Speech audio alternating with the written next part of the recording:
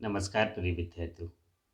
आज हम अपने इस वीडियो में अध्ययन करने वाले हैं एक ऐसे टॉपिक पर जो पीएससी के एग्ज़ाम के साथ साथ बीए के एग्ज़ाम में भी आता है। टॉपिक है हमारा संक्षेपण।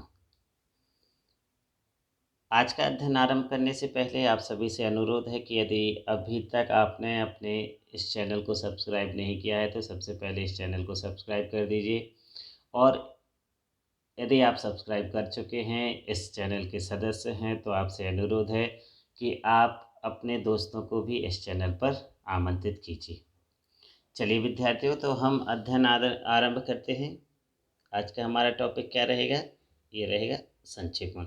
संक्षेपण यानी कहलाता क्या है? देखिए, संक्षेपण का जो अर्थ है वह क्या होता है? संक्षेपण का अर्थ होता है सार। संक्षेपण को अंग्रेजी में क्या कहा जाता है? समराइजिंग या प्रेसी राइटिंग भी कहते हैं। तो ये क्या है? ये है संक्षेपण। अर्थात जब आप किसी दिए गए कथन को, किसी गद्यांश को संक्षिप्त रूप में लिखते हैं, सार के रूप में लिखते हैं, उसको छोटा करके लिखते हैं, तो इसको हम संक्षेपण कहते हैं।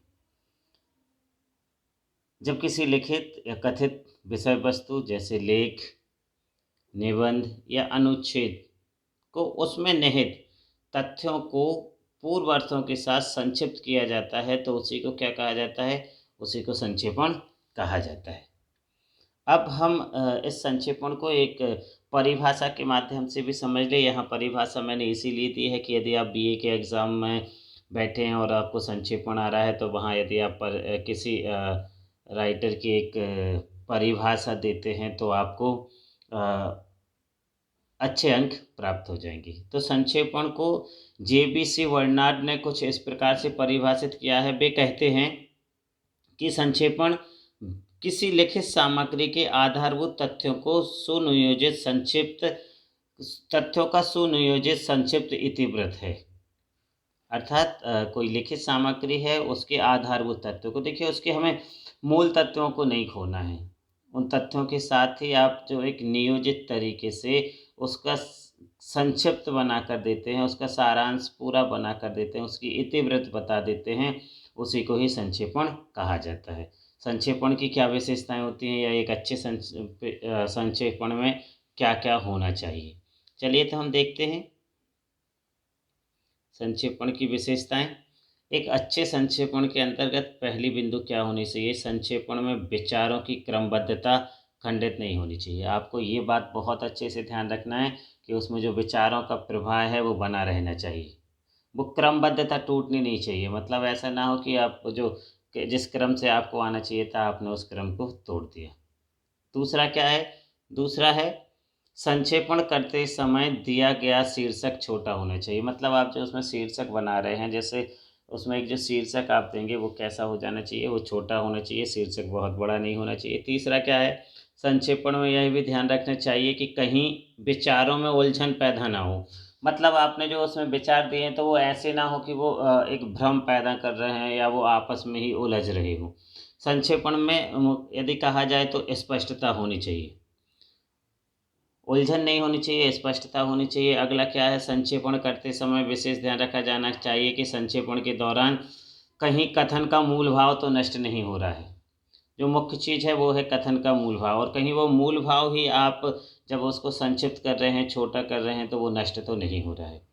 अगला बिंदु क्या है? अगला बिंदु है संक्षेपण में छोटे छोटे व व्याकरण युक्त वाक्यों का प्रयोग करना चाहिए। मतलब जो वाक्य है ना, वो बहुत लंबे नहीं होने चाहिए। चूँकि हम संक्षेपण कर रहे हैं तो छोटे वाक्यों का उपयोग लीजिए, और उसमें व्याकरण का बहुत विशेष ध्यान रखा जाना चाहिए। व्याकरण संगत ही वो वाक्यों का प्रयोग आपको करना है। अगला क्या है? अगला है भाषा सरल एवं प्रवाहयुक्त होनी चाहिए। मतलब उसमें जो प्रवाह है वो चलना चाहिए, निरंतरता उसमें बनी रहनी चाहिए, और भाषा सरल भी होनी चाहिए। अगला क्या है? अगला है हमारा संक्षेपण का मुख्य गुण कथन को संक्षिप्त करना है। इसलिए कथन में से अनावश्यक अंशों को बिल्कुल भी स्थान नहीं देना चाहिए। जो आप कथन है उसमें से जो अनावश्यक अंश हैं, संक्षेपण में आपको उसको बिल्कुल स्थान नहीं देना है, उनको बिल्कुल ही अलग कर देना है। अगला हमारा क्या रहेगा? हमारा रहेगा संक्षेपण की विधि। मतलब संक्षेपण किस प्रकार से लिखा जाना चाहिए। चलिए तो उसके दौरान हम ध्यान रखते हैं। पहला बिंदु होगा संक्षेपण में समास शैली का प्रयोग करना चाहिए। मतलब जब आपको वाक्यों को छोटा करना है तो आपको वहाँ समास शैली का उपयोग करना होगा। जैसे वहाँ एक पंक्ति दी हुई है कि किसी शहर में बहुत ऊंची-ऊंची इमारतें थीं। जब हम संक्षेपीकरण करेंगे तो हम वहाँ लिखेंगे कि वहाँ गगनचुंबी इमारतें थीं। देखिए यहाँ हमने समास शैली का प्रयोग कर लिया, इसको संक्षिप्त कर दिया। फिर जहाँ अनेक शब्द हैं, उन अनेक शब्दों के स्थान पर आपको एक शब्द का प्रयोग करना होगा। जैसे कोई भगवान में आस्था रखने वाला व्यक्ति है, तो यहाँ हम उसको क्या लिखेंगे कि वह आस्तिक प्रवृत्ति का व्यक्ति है। तो देखिए यहाँ हमने वो पूरे एक अनेक शब्दों के लिए क्या कर दिया, एक शब्द का उपयोग कर लिया। फिर संक्षेपण में आलंकारिक भाषा के स्थान पर सरल सहज भाषा का प्रयोग होना चाहिए। बहुत अधिक अलंकारिक तो भाषा नहीं होनी चाहिए कि कोई समझ ही ना पाए। फिर अगला बिंदु क्या है, अगला बिंदु रहेगा कि कथन के केंद्रीय विचार को शीर्षक के रूप में लिखा जाए कि उसका जो केंद्रीय विचार है वो क्या है, किस बात पर आप संक्षेपण कर रहे हैं। अगला जो मुख्य बात है वो बिल्कुल ध्यान रखनी होगी आपको कि संक्षेपण हमेशा अन्य पुरुष में ही लिखा जाना चाहिए। ये बात भी आपको विशेष रूप से ध्यान रखनी है। फिर क्या है, फिर है आपका अगला बिंदु 6, संक्षेपण का जो मूल कथन होता है उस मूल कथन का 1/3 में ही आपको उसको लिखना है। विषय के महत्व के अनुसार थोड़ा कम या थोड़ा ज़्यादा आप कर सकते हैं। फिर कथन बिंदु क्रमांक 7, कथन का गहनता से अध्ययन या वाचन करें। जब आप संक्षेपण लिख रहे हैं और मुख्य चीज़ के उसके केंद्रीय भाव को समझ लें कि उस पूरे के पूरे गद्यांश में या पूरे के पूरे कथन में आखिर कहा क्या जा रहा है। 8वां बिंदु है लेखक का जो विचार है कि विचार लेखक के ही हों, पर उसमें जो भाषा है वो आपकी स्वयं की होनी चाहिए। मतलब जो आपको एक कथन मिला है उसमें जो विचार हैं वो लेखक के रहेंगे। अब वहाँ आप विचार नहीं बदल सकते हैं, लेखक की जो विचार शैली है उसको नहीं बदल सकते। हाँ, उसमें आप अपनी भाषा का प्रयोग करेंगे, आपकी अपनी भाषा होगी, लेकिन विचार वही होगा, विचार नहीं परिवर्तित होगा यहाँ पर। फिर बिंदु क्रमांक 9, जो केंद्रीय भाव है उसमें उससे मिलते विचारों को रेखांकित करें और उन्हें कहीं लिख लें।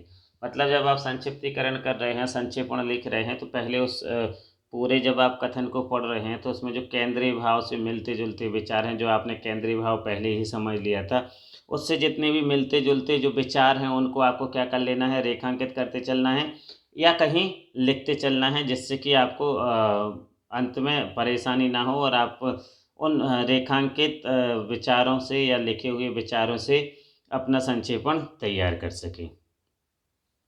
अगला है संक्षेपण के प्रकार कि संक्षेपण कितने प्रकार के होते हैं। तो प्रिय विद्यार्थियों, यहाँ पर आप ध्यान दीजिएगा कि जो संक्षेपण होता है ना वो मुख्य रूप से 4 प्रकार के होते हैं। एक होता है स्वतंत्र संक्षेपण। ये स्वतंत्र संक्षेपण क्या कहलाता है? ये जो संक्षेपण है इसके अंतर्गत सामान्य प्रकार के जो संक्षेपण होते हैं वही आते हैं और इन्हीं को हम स्वतंत्र संक्षेपण कहते हैं। इसमें किसी गद्यांश का संक्षेपण कराया जाता है। स्कूल और कॉलेज में सामान्यतः इसी संक्षेपण का प्रयोग किया जाता है। मतलब जो आपके पाठ्यक्रम में होगा वो ये ही वाला संक्षेपण होगा, स्वतंत्र संक्षेपण। फिर दूसरे नंबर पर कौन सा आएगा? दूसरे नंबर पर आता है तालिका संक्षेपण। तालिका बनाकर जो संक्षेपण तैयार किया जाता है उसी को हम क्या कहते हैं? उसी को तालिका संक्षेपण कहते हैं। ये संक्षेपण मुख्यतः बहुत दिनों से हो रहे लंबे पत्राचार के लिए उपयोग में लाए जाते हैं। इनका उपयोग आप लोगों को पाठ्यक्रम में देखने के लिए नहीं मिलेगा। अगला क्या है? तीसरे नंबर का होता है स्वतः पूर्ण संक्षेपण और चौथा होता है प्रवाहमान संक्षेपण। ये कुछ विशेष नहीं थे आप लोगों के पाठ्यक्रम के स्तर से, इसलिए इसको मैंने नहीं समझाया है। यदि आपको इनको भी समझना हो तो आप कमेंट बॉक्स में मुझे लिख सकते हैं, मैं इनको भी समझा दूँगा। चलिए प्रिय विद्यार्थियों, हम कुछ उदाहरण देख लेते हैं और उदाहरणों के माध्यम से समझते हैं कि संक्षेपण क्या है। तो ये कुछ प्रारूप मैंने दिए हैं। पहला उदाहरण क्या है ज़रा देखिएगा। साहस की ज़िंदगी सबसे बड़ी ज़िंदगी है। ऐसी ज़िंदगी की सबसे बड़ी पहचान यह है कि वह बिल्कुल बेखौफ होती है।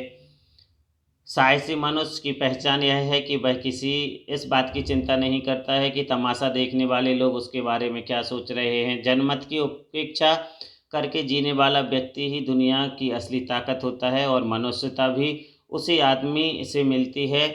आसपास को देखकर चलना यह साधारण जीव का काम है। क्रांति करने वाले लोग अपने उद्देश्य की तुलना ना तो पड़ोसी के उद्देश्य से करते हैं और ना ही अपनी चाल को ही पड़ोसी की चाल देखकर मध्यम बनाते हैं।